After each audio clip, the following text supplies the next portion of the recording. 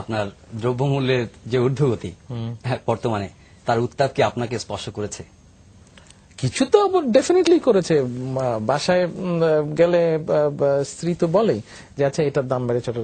আচ্ছা আমি আপনাকে জিজ্ঞেস করি, তো আপনারা সবসময় আমাদেরকে জিজ্ঞেস করেন দ্রব্যমূল্য কেন, মানে জিনিসের দাম কেন বললো। আপনি একটু বলেন তো জিনিসের দাম কেন বললো? জিনিসের দাম বাড়ছে, নানা কারণ আছে। আপনি আপনি আপনি বলেন না। আচ্ছা একজন পলিটিশিয়ান হিসেবে আজকে আমি একজন সাংবাদিকের কাছে জানতে চাই, আপনি বলেন তো জিনিসের দাম কেন বাড়ছে? উৎপাদনের সমস্যা আছে, পরিবহনের সমস্যা আছে, আন্তর্জাতিকভাবে পণ্যের মূল্য বেড়ে যাচ্ছে, ইন্টারন্যাশনাল অয়েল প্রাইস বাড়ছে, নানা কারণ এটার সঙ্গে জড়িত আছে। আর কি কারণ? বাজারজাতকরণের সমস্যা আছে। বাজারজাতকরণের কি সমস্যা আছে? উৎপাদনের ক্ষেত্রে ধরেন আমি জানি না, I want to learn from you, I want to know from you. আপনি আমাকে বলেন যে কেন বাড়ছে। চালের ধরেন চালের কেজি এখন যদি আমি ধরে নিই 19-20 টাকা, এভারেজ চালের কেজি 18 থেকে 20 টাকা যদি ধরে নিই আমি, এটাকে কেন 10 টাকা করা সম্ভব না? সম্ভব নয় কেন? আমি আপনার কাছে জানতে চাচ্ছি। সেটা আপনার বাজার ব্যবস্থার উপরে নির্ভর করছে, কি উৎপাদনের উপর নির্ভর করছে। কিন্তু 10 টাকা না, 10 টাকা ধরেন আপনার ইন্টারভিউ আমি নিচ্ছি, 10 টাকা কেজি কেন দেওয়া সম্ভব না? দেওয়া কি সম্ভব? সম্ভব নয়, কিন্তু সেটা কেন সম্ভব নয়? সম্ভব নয়, আমি তো মনে করি সম্ভব। 10 টাকা, কারণ এটা প্রতিদিনের বাজার চিত্র পাল্টে যাচ্ছে, উৎপাদন ব্যবস্থার সঙ্গে এটা সম্পৃক্ত। উৎপাদন ব্যবস্থায় কি সমস্যা?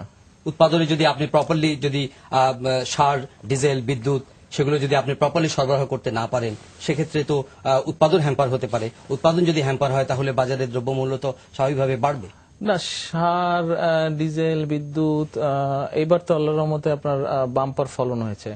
তো যদি সার, ডিজেল, বিদ্যুৎ এগুলা যদি সরবরাহ করা সম্ভব না, তো বাম্পার ফলন হলো কেমন করে?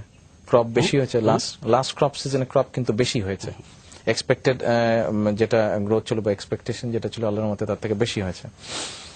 আমরা তো বলছি যে আপনার একটা রিজনেবল একটা প্রাইস, সেটা আপনি what is the reasonable price then for a KG, for 1 KG rice যেটা নরমালি মানুষ খায়,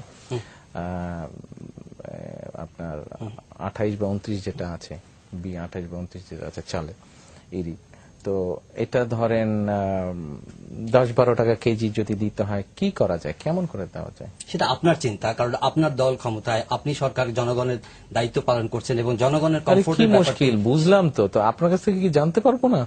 আপনার কাছ থেকে একটা জিনিস জানলে আমি গিয়ে আমার দলকে বলতে পারি, আমার দল ওটা নিয়ে চিন্তা করে, হতে পারে আপনি যদি বুদ্ধিটা বাতলে দিতে পারেন, এটা করলে দেশের মানুষ উপকৃত হবে। না, আমি তো রাজনীতিবিদ নই।